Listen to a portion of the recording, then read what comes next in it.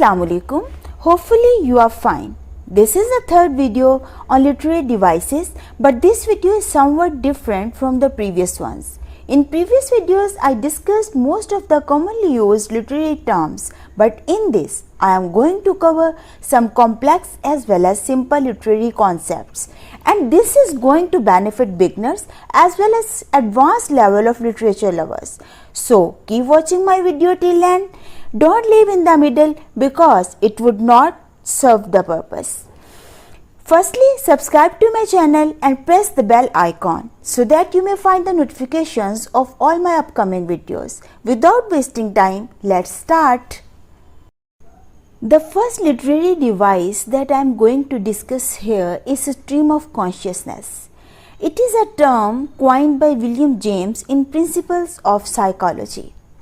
It is also known as interior monologue. It is a narrative mode or technique that depicts the multitudinous or innumerable thoughts and feelings which pass through the mind of characters. For example, Virginia Woolf's Mrs. Dalloway and To the Lighthouse, William Faulkner's The Sound and the Fury, Beckett's Molloy and Unnameable, and Dostoevsky's Notes from Underground. The next one is monologue.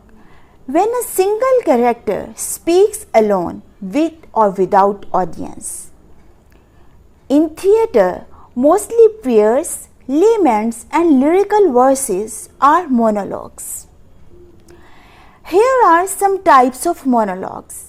The first one is monodrama, a theatrical entertainment in which there is only one character.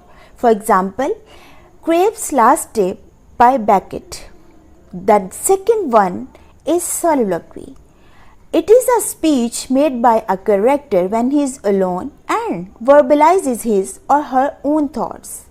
For example, Hamlet's soliloquy, to be or not to be. Similarly, Macbeth's soliloquy, that is very famous, tomorrow and tomorrow and tomorrow. The next type of monologue is aside. It is a short comment or speech that is directly delivered to the audience or to himself.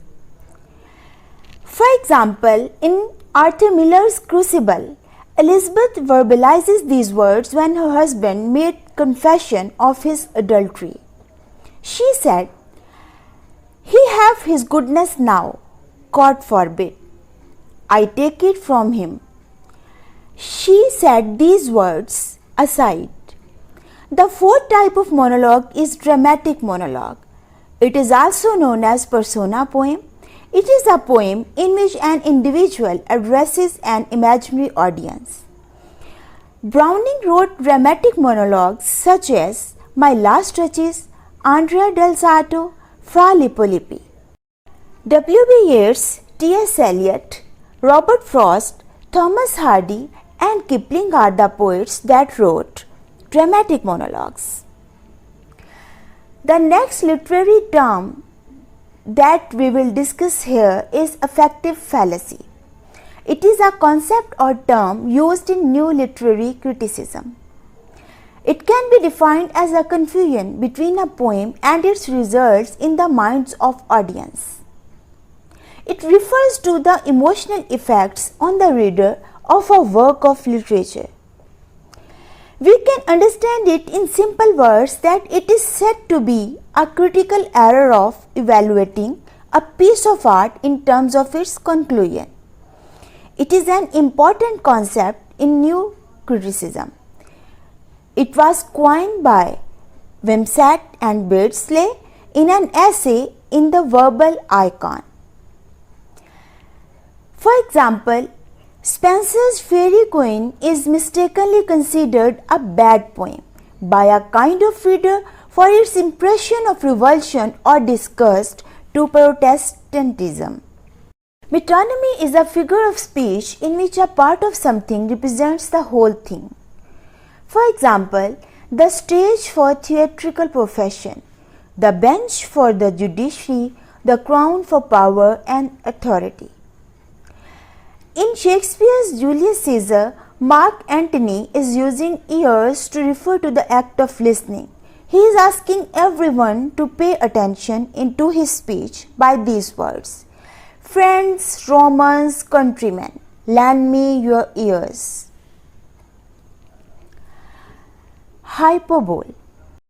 Hyperbole is a figure of speech in which an overstatement or exaggeration occurs. It was common in Jacobean drama and heroic drama. Here are some verses from W.H. Auden's As I Walked Out One Evening. It is a perfect example of hyperbole. "I will love you, dear, I will love you, till China and Africa meet, and the river jumps over the mountain, and the salmon sing in the street." Aphorism. Aphorism is a terse statement which intended to express true and wise observation on life. It is a pithy generalization, just like maxim. Bacon's work is fully packed with aphorism and is often quoted as maxim. For example, in his essay of studies, he wrote, "Studies serve for delight, for ornament, and for ability." Works of Aristotle, Plato, Pascal, Camus, Sir Thomas Browne, Dr. Johnson, William Blake, Samuel Butler, Hazlitt, Schopenhauer, Goethe, Oscar Wilde, Ralph Waldo Emerson, Nietzsche, Kierkegaard, Chekhov, and an extended list of writers that had contributed to the storehouse of aphorism. Onomatopoeia is a use of words or letters to imitate the sounds. For example, Alfred Lord Tennyson wrote in Maud d'Arthur of lamentation like a wind that shrills. Here he has used onomatopoeia very well. Another example is from Shakespeare's Tempest. Ariel, hark, hark, bow, wow, the watchdogs bark. Bow, wow, hark, hark, I hear the strain of strutting chanticleer. Cry, cock-a-diddle-dow. You can see that it is a perfect example of onomatopoeia. Temporal distortion is a literary technique that uses a nonlinear timeline. The author may jump forwards and backwards in time. For example, Thomas Pynchon's postmodern novel, The Crying of Lord 49, is an example of temporal distortion. Conceit.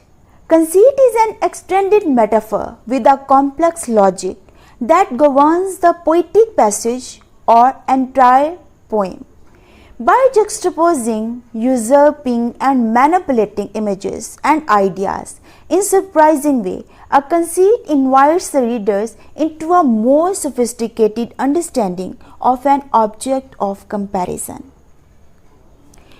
We can explain the conceit in simple words. And on lighter mode, I hope that the lovers would understand this term in such a way as a lover wishes he were an ornament, article of clothing, or creature of his mistress, so that he might be that much closer to her, as in Romeo's lines when he first sees Juliet. "See how she leans her cheek over her hand. Oh, that I wore a glove upon that hand, that I might touch that cheek." You can also understand this term from Nurjahan's Punjabi song, that is Sone di Tavitdi, Je मैं हुंदी ढोलना वे ढोलना सोने दी तवीतड़ी. Similarly, a renowned poet's verses from Urdu, काश मैं तेरे हंसी हाथ का कंगन होता, if you read those verses, you can easily understand the concept of conceit. Apostrophe is a figure of speech in which an idea, an abstract quality, a place, a non-human thing, or a dead or absent person is addressed, as if present and capable of understanding. For example, in Julius Caesar, Antony cried and called the judgment as if it is present. O judgment, thou art fled to brutish base. Euphemism, a technique to deliberate use of mild word or phrase which substitutes for another which would be undesirable because it is too direct, blunt, unpleasant or offensive. Here is an example from Ernest Hemingway's short story, He's Like White Elephants. When this story was published in the 1920s, it was a time during which abortion was either taboo or illegal. Thus, Hemingway uses euphemisms such as operation and let the air in to obscure the meaning and soften the impact of the characters are discussing. It is really an awfully simple operation. Jake, the man said, it is not really an operation at all. The girl looked at the ground the table legs rested on. I know you wouldn't mind it, Jake. It's really not anything. It's just to let the air in. Malapropism is named after Mrs. Malaprop, a character in Sheridan's The Rivals, who had the habit of pronouncing words, particularly polysyllabic words, incorrectly. Sure, if I reprehend anything in this world, it is the use of my oracular tongue and a nice derangement of epitaphs. She comically replaces apprehend with reprehend, vernacular with oracular, and epithets with epitaphs to create a humorous effect. Other example is from Mark Twain's Huckleberry Finn, where Aunt Sally has been observed using a malapropism. She says, I was most petrified with astonishment. Here the use of word petrified is a malapropism as it seems she was thinking of petrified.